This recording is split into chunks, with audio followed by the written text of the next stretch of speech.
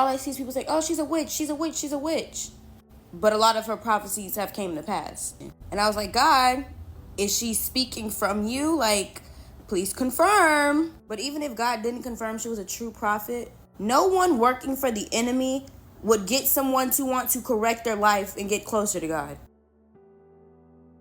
Guys, to deem someone a true prophet based off of accuracy is not only inaccurate, but it is dangerous, ignorant, as well as lazy.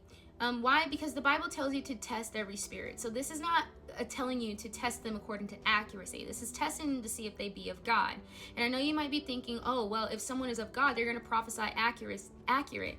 Well, that's somewhat true, but here's the thing. A lot of you are getting this accuracy based off of Deuteronomy chapter 18. But if we look at Deuteronomy chapter 18, this is talking about someone who speaks out of presumption in the name of the Lord and gets an inaccurate prophecy, as well as someone who is speaking in the name of another God. Both deserve death.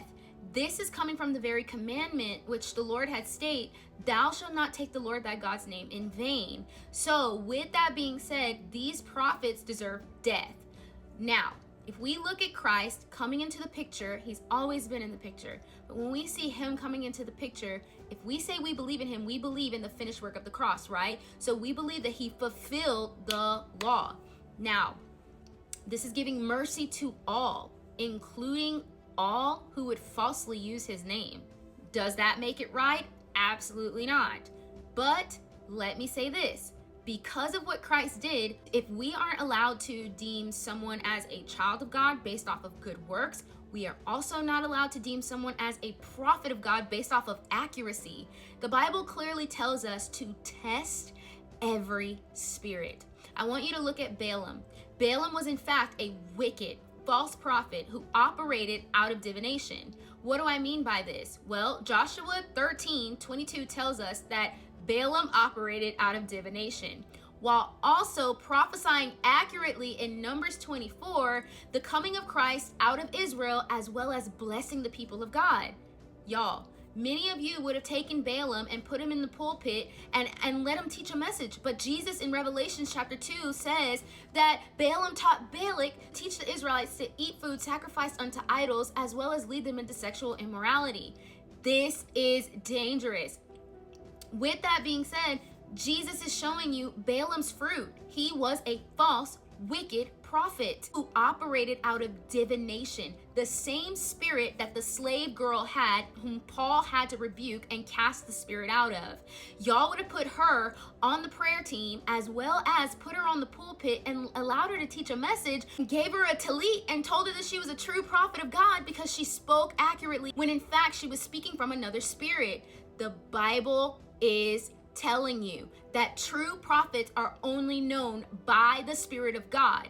When you know someone by the Spirit of God, they will bear forth the fruit of the Spirit.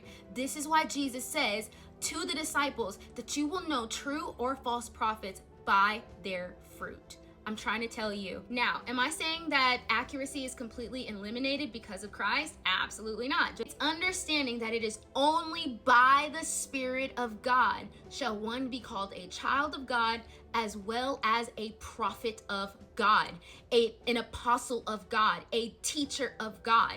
They will carry the very heart of Christ, meaning his nature, his attitude, bearing fruit that has life.